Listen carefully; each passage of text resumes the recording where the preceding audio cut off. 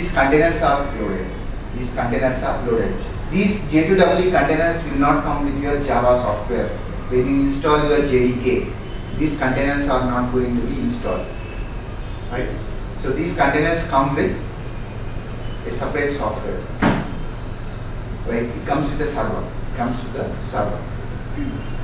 And there are different types of servers. There are different types of servers given by different vendors. For example, Oracle has given WebLogic server, IBM has given WebSphere server, right? And Apache Software Foundation has given what server? Apache has given a server. What is that server? Apache has given one server, no? Tomcat server. So like this, and Sun Microsystem has given Sun server. So like this, different vendors have given different servers. And in every server, you can see these containers are loaded.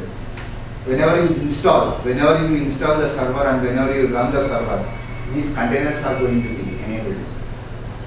And if these containers are going to be enabled, you can add the components. You can add the components. Like a web component or a EJB component, you can add to the containers. So that is the reason, you remember, when we want to develop any J2EE application, we have to install a server. Without server, we cannot run a J2EE application. Remember, we run the J2EE applications using a Tomcat server. So we need a server. Why? Because in a server, the containers are being placed. The containers are being given. What is the duty of the container here? What container will do? Container is going to create. Container is going to. It is having some functions like resource management, giving security, transactions. All these are maintained by the exception handling, multi-threading. All these are handled by the containers. See, when you are using Tomcat server, you are not writing any logic for the container. Container is ready-made. You are just using the container. You are not writing any logic for creating a container. Container is ready-made. So a ready-made container you take. If you take a ready-made container, it will have some features like resource management, transactions, exception handling, multi-threading. So what is resource management? Resource management will be like creation of object, creating an object, creating the instance, removing the instances will be done by the container. See, whenever you add a component to a container, how do you add a component to a container? By creating the instance, means by creating an object. So this instance creation, the removal of the instances will be taken care by the container. And by default, all the containers support multi-threading. Multi-threading means different clients can access a particular service at a time because of multi-threading. If there is no multi-threading, you cannot access multiple clients at a time. They cannot access a service. So here, these components, all these J2EE components are called as container managed. These components are called as container managed. So what is these container managed components? All the J2EE components are container managed. Means the creation of component, the instantiation of the component, the deletion of the component is done by the container. Only you are going to create a component. You are just going to create a component and you are going to add a component, that's all. After that, container is going to take care of how to run the component, how to use that component for a client. That will be taken care by the container. So here, before you add a component, you have to create a component. So in Java, especially J2EE components, you take J2EE components. Whenever you want to create a J2EE component, there are some life cycle. There will be a life cycle for a component. So you must follow life cycle for the component. For example, you take servlet will be having a life cycle. JSP is having a life cycle. EJB components are having a life cycle. Okay. So you need to follow these life cycles and you are going to develop application using this component. So here servlet and JSP are called as web components. Why they are called as web components? These components reside in web container. These components reside in web container. And where is this web container? Web container comes with the web server. For example, you take Tomcat. Tomcat is a web server which contains web container. So in that web container, you can find out, you can add these components like servlet and JSP. And there are some servers called as application servers. For example, WebLogic, WebSphere, some server. These are called as application servers. When you take an application server comes with web container as well as EJB container. So in an application server, you can add a web component also, and an EJB component also you can add. But in a web container, you can add only web components. You cannot add EJB components. If you want to add an EJB component, you have to use application server. So in Tomcat, you cannot add EJB components. Why? Because it is a web server. It contains only web container. If you want to use EJB components, you have to install application server. Application server, for example, is WebSphere, WebLogic, JBoss, Sun server. These are all application servers. You understand?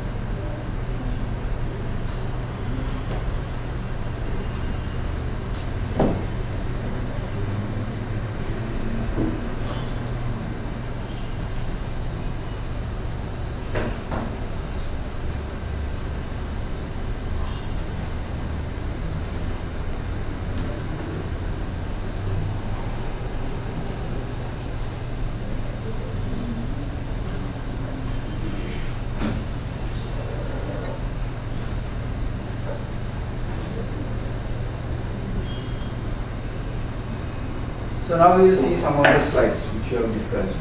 And in the slide, the architectures have been given clearly. I said J2EE architectures by default basically follow client server architecture. See, all your enterprise applications follow this architecture, client and server. A client is going to call a service. A client is going to call a service which is running in a server. Right? In a server, there will be a service. So client has to call that service. So how do client call that service? By making a request. By making a request to the server, client is going to call the service. Right? And when he calls a service, the server has to provide services for the service. Server has to provide services for the server has to provide services for the service which you have written. And a response has to be given to the client. A response has to be given to the client. So all your J2EE applications follow this architecture. Applications follow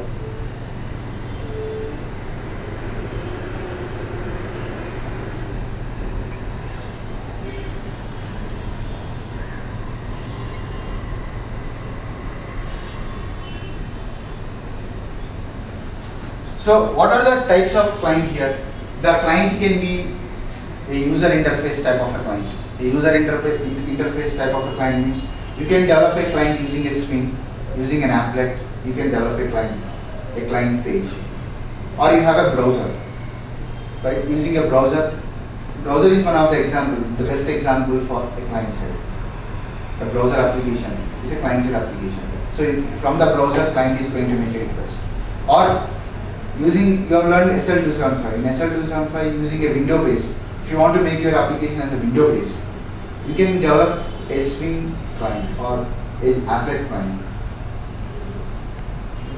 So here the client can be a browser, or it can be an applet, and it can be an application interface.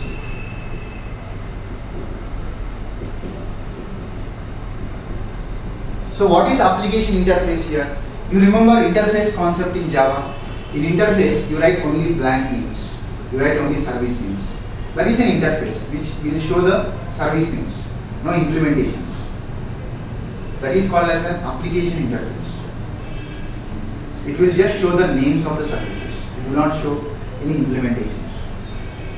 So these are all related to client.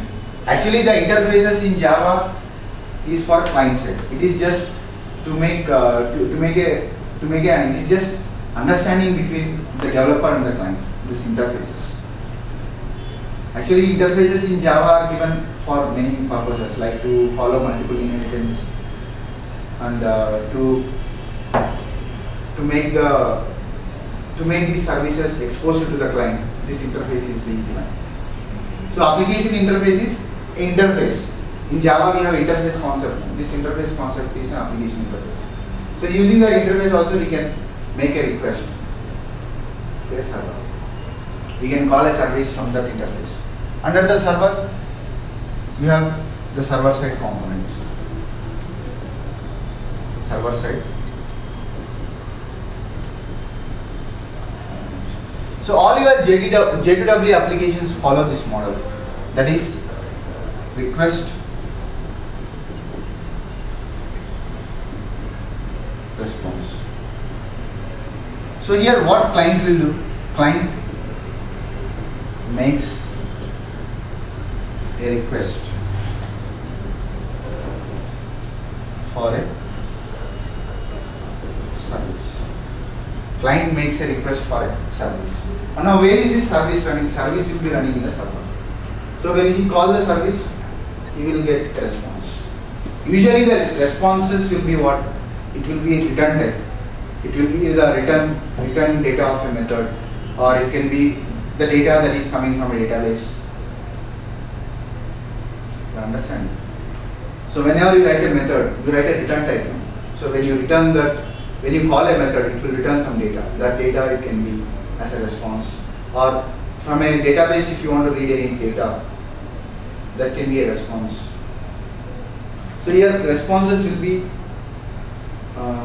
the Java. It will be in Java data types. You have Java data types, different types of data like string, integer, float, double, long. So when you are reading the data, you are going to read according to the Java compatible methods. But in the browser, when it is displayed, everything will be displayed like a text. Everything will be displayed like a text. So this is the request response model. So J2W applications follow request response model. Request response.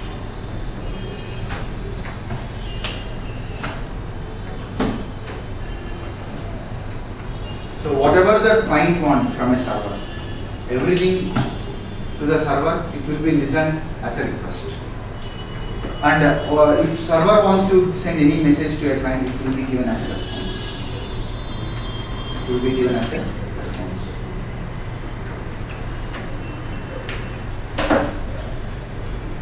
So we will go through some slides.